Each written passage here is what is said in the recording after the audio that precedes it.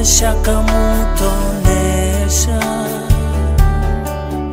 akamwigisha kubaho neza binogeye Imana, maze nawe akabera isungero. Hamwe na Mariya tuziga kubaho, hamwe na Mariya tuzabona ijuru, hamwe na Mariya tuzafasha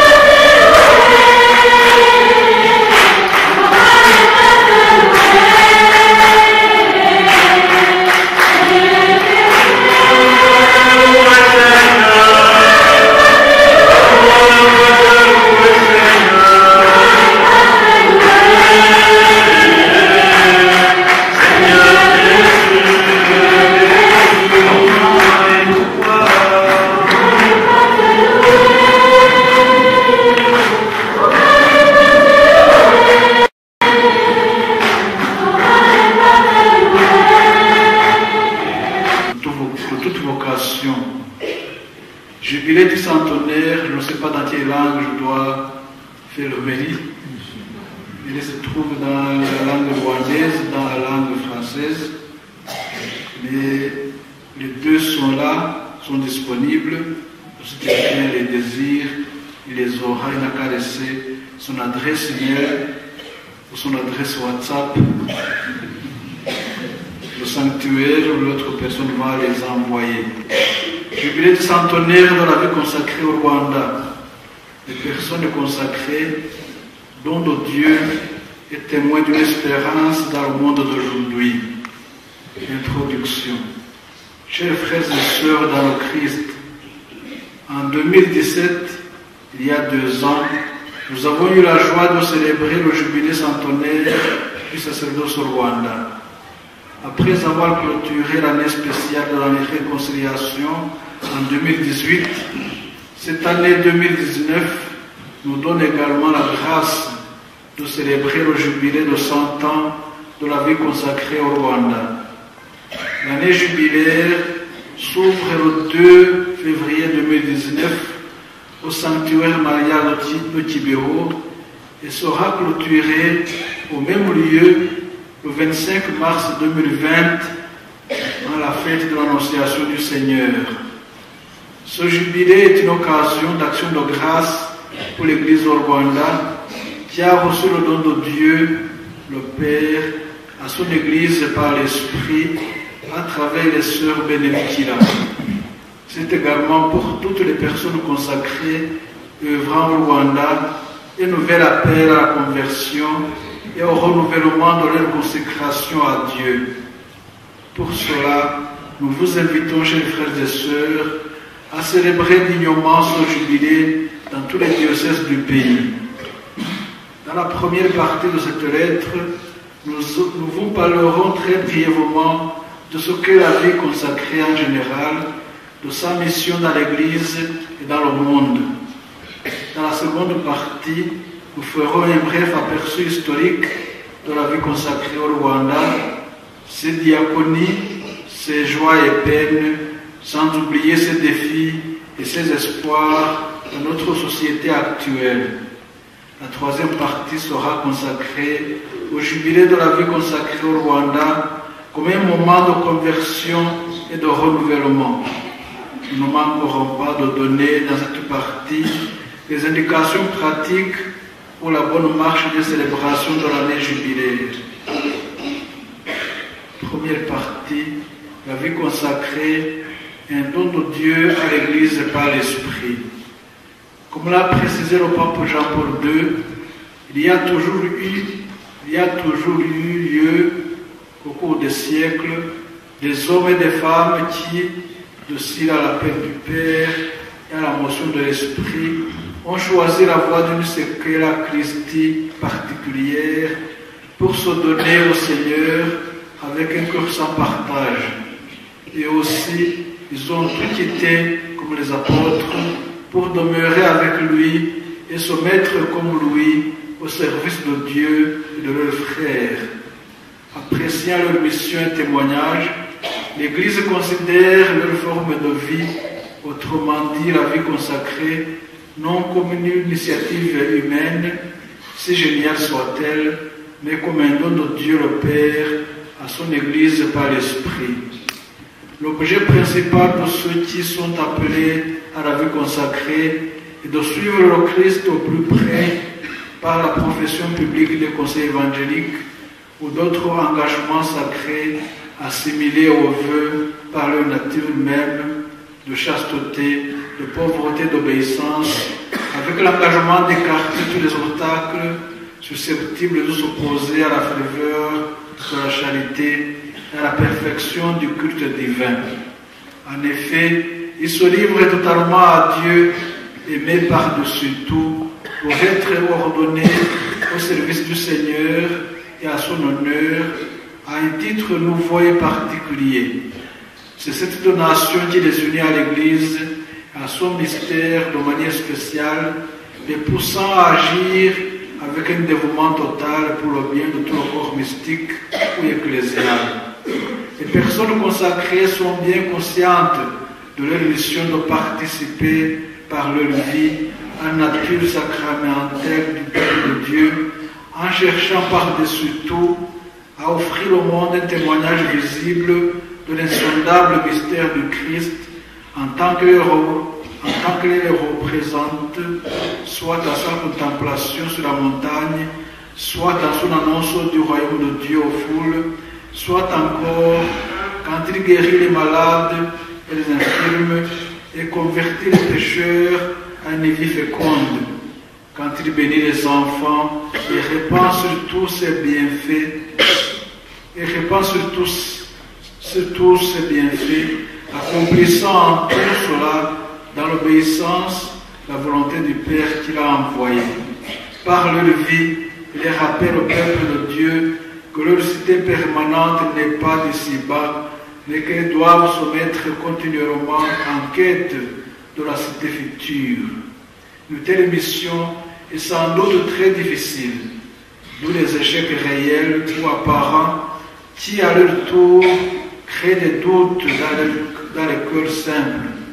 Mais les personnes consacrées font leur possible pour que les difficultés que les rencontrent actuellement dans plusieurs régions du monde ne parviennent pas à mettre en doute la profession des conseils évangéliques, qui est une partie intégrante de la vie de l'Église à laquelle elle donne un élan précieux pour une cohérence évangélique toujours plus grande. La mission prophétique des religieux va jusqu'au martyre.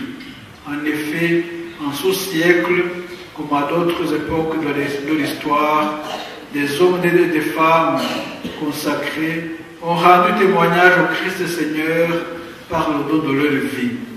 Ils sont des milliers, ceux-ci contraints à se réfugier dans les catacombes à cause de la persécution de régimes totalitaires ou de groupes violents, entravés dans leur activité missionnaire, dans l'action en faveur des pauvres, dans l'assistance aux malades et aux marginaux, ont vécu et vivent leur consécration au prix des souffrances prolongées et héroïques, et souvent en versant leur propre sang, étant ainsi pleinement configurés au Seigneur crucifié.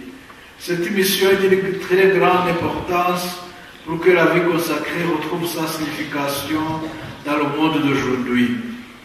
Deuxième partie, bref aperçu historique de la vie consacrée au Rwanda. La vie consacrée étant un don de Dieu le Père à son Église universelle, elle a été et reste toujours un don particulier à l'Église du Rwanda. En effet, ce sont les hommes et les femmes consacrés qui ont implanté l'Église dans ce pays voilà bientôt 120 ans.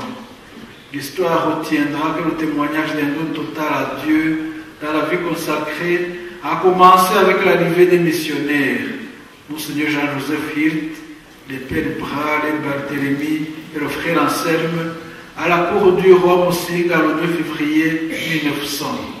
Ils appartenaient tous à la Société des missionnaires d'Afrique, fondée par le cardinal Lavégerie. Avec l'accord du roi, ils fondèrent la paroisse de Savé le 8 février 1900. Les sœurs missionnaires de Notre-Dame d'Afrique, Sœur Blanche, également fondée par le cardinal Lavégerie, arriveront au Rwanda le 13 mars 1909. C'est vrai que le témoignage d'un don total à Dieu dans la vie consacrée au Rwanda commence avec les débuts de l'Église catholique dans ce pays. Il est aussi vrai que son enracinement à proprement parler sur le sol rwandais commence avec la consécration de la première religieuse autochtone.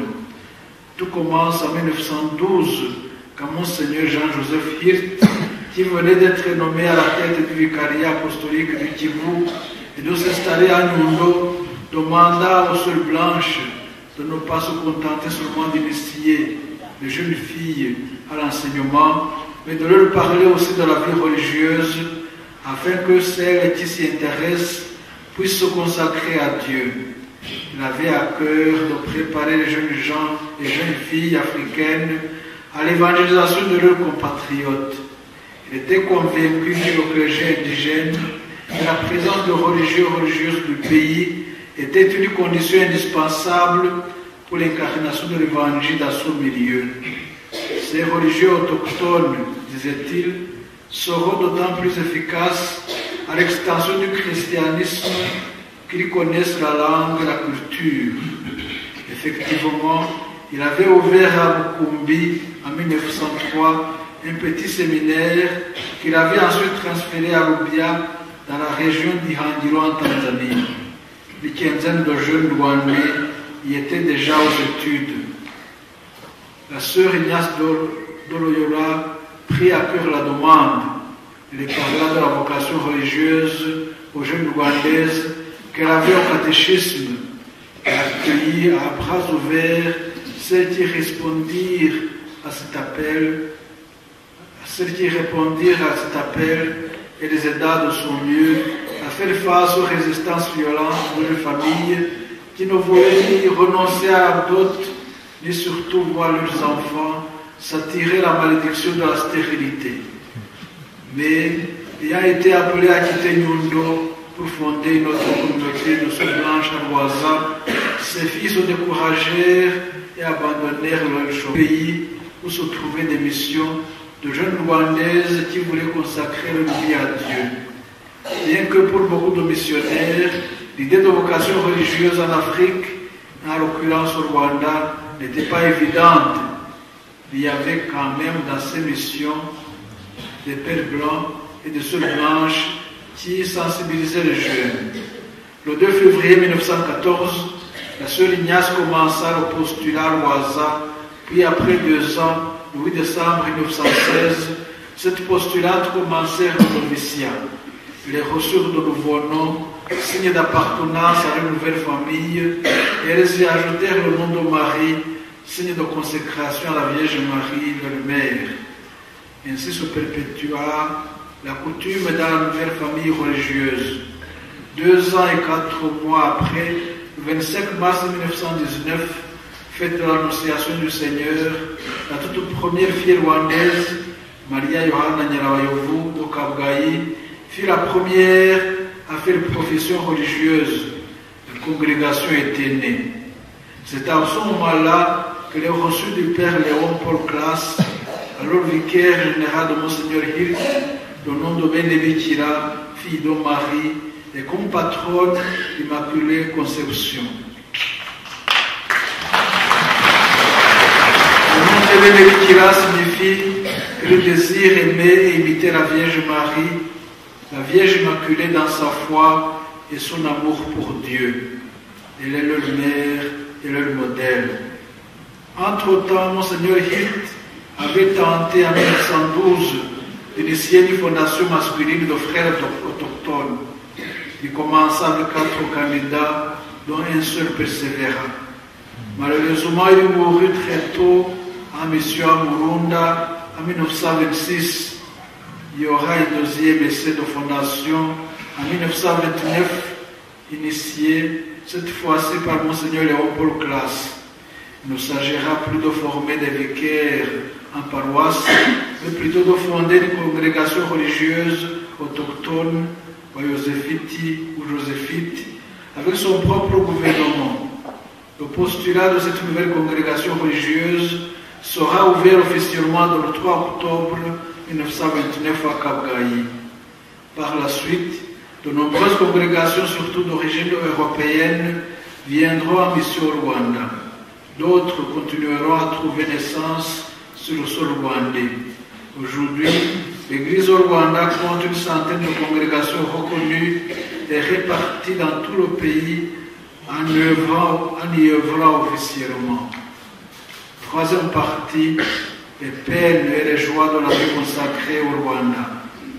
Comme nous l'avons écrit dans notre lettre à l'occasion de l'année de la réconciliation, au XXe siècle, l'histoire de l'humanité, de notre pays en particulier, a été marquée par la dégradation de l'amour et par la prolifération de l'injustice fondée sur la discrimination, l'oppression, les massacres, les guerres, l'exil, le piétinement des droits humains, les violences de tout genre, jusqu'au génocide perpétré contre les Tutsis en 1994, crime inexprimable qu'ait connu le monde.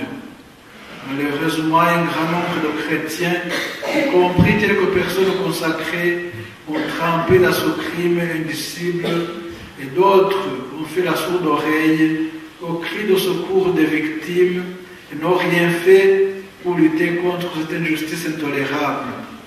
La vie humaine a été fortement dévalorisée et l'acte de tuer était considéré comme une pratique ordinaire. Ce fut une grande peine pour l'Église au Rwanda en général et celle de la vie consacrée au Rwanda en particulier. D'autres souffrances relatives aux diverses infidélités qui touchent les fondamentaux de la vie consacrée ont rendu celle-ci méprisable aux yeux de nos contemporains. Mis à part les peines mentionnées, ainsi que les opinions négativistes de ceux et de celles qui veulent décourager les consacrés, on n'hésitera pas à affirmer que la vie consacrée au Rwanda, malgré les défis qu'elle a toujours affrontés, qu'elle affronte aujourd'hui, a vraiment joué son rôle de mémoire vivante du mode d'existence et d'action de Jésus comme Verbe incarné par rapport à son Père et à ses frères. Elle a été une lampe allumée dans les ténèbres. Elle a marqué notre histoire à travers ces diverses diaconies de foi, d'espérance et de charité. On ne peut oublier le nombre important de religieux et religieuses qui ont risqué leur vie pour sauver la vie des autres pendant le génocide perpétré contre les Tutsis en 1994. Nous pensons spécialement à Mademoiselle Félicité Niteyeka Donyondo, Mademoiselle Dorothée Mukandanga Kabgayi et tant d'autres. Il y en a qui avaient la possibilité de fuir et de quitter le Rwanda, mais qui ont témoigné de l'amour du bon pasteur qui n'abandonne jamais ses brebis. C'est le cas de l'abbé Pierre Célestin Ouéchouti, fondateur de la congrégation des sœurs missionnaires de la fraternité du Christ à Balangarukundo, qui disait: et si jamais je prenais la fuite, je quitte le pays, et si j'arrive à survivre et que ces filles meurent, qu'est-ce que je dirais à Dieu? Il est resté dans le pays et il a été tué. Quatrième partie, action de grâce et indication pratique pour la bonne marche des célébrations de l'année jubilaire. Nous rendons grâce à Dieu pour ces 100 ans de vie consacrée au Rwanda. Nous remercions beaucoup tous nos aînés dans la foi qui nous ont tracé le chemin à la suite du Christ et ceux qui ont témoigné de cet amour jusqu'à perdre leur vie. Même si nous célébrons les 100 ans de la vie consacrée, le chemin est encore long. Nous sommes appelés à être toujours plus de témoins visibles et vivants de l'amour du Christ qui nous appelle à être miséricordieux comme notre Père Céleste. Tout religieux doit témoigner du primat de Dieu et consacrer chaque jour un temps suffisamment long à se tenir devant le Seigneur pour lui dire son amour et surtout se laisser aimer par lui. Apprenons à vivre comme frères et sœurs. N'oublions jamais ces paroles de l'Évangile qui prophétisaient au sujet de Jésus et de ses témoins. L'Esprit du Seigneur est sur moi parce qu'il m'a consacré par l'onction pour porter la bonne nouvelle aux pauvres. Il m'a consacré par l'onction. Il m'a envoyé annoncer aux captifs la délivrance et aux aveugles le retour à la vie, renvoyer en liberté les opprimés, proclamer une année de grâce du Seigneur. Cette prophétie d'Isaïe qui s'est accomplie en Jésus est aussi une mission donnée à tout chrétien lors de son baptême, plus particulièrement encore une mission pour les personnes consacrées qui s'engagent à suivre le Christ toute leur vie. Nous exhortons les personnes consacrées à vivre radicalement les vocations à la suite du Christ dans l'esprit d'un témoignage d'amour fraternel véridique dans ce monde qui a plus besoin de témoins vivants que de paroles. Au cours de cette année que nous avons consacrée à la célébration du jubilé du centenaire de la vie consacrée, l'Église catholique au Rwanda s'engage à poursuivre les différentes activités qui vont solliciter encore davantage les personnes consacrées. Descendre dans les paroisses pour une mission paroissiale avec les laïcs, poser des actes de charité auprès des personnes qui ont besoin d'être aidées, particulièrement les pauvres, les malades, les prisonniers et les réfugiés. Être auprès des familles pour les écouter et les accompagner en les aidant à dépasser, à surmonter et à faire face aux difficultés que les rencontrent actuellement. Être auprès des jeunes qui sont à la maison ou à l'école pour les écouter et les accompagner vers un avenir meilleur. Organiser des colloques dans tous les diocèses pour approfondir le thème de cette année jubilaire consacrée don de Dieu dans l'Église, témoin d'une espérance. Chers frères et sœurs, nous dédions cette année jubilaire à la Vierge Marie, Notre-Dame de Tibéro. Elle qui est notre modèle de consécration à Dieu et de réalisation de la volonté du Père et qui nous appelle à la conversion, à la prière et à l'amour fraternel. Que Dieu vous bénisse tous. Faites Tigali.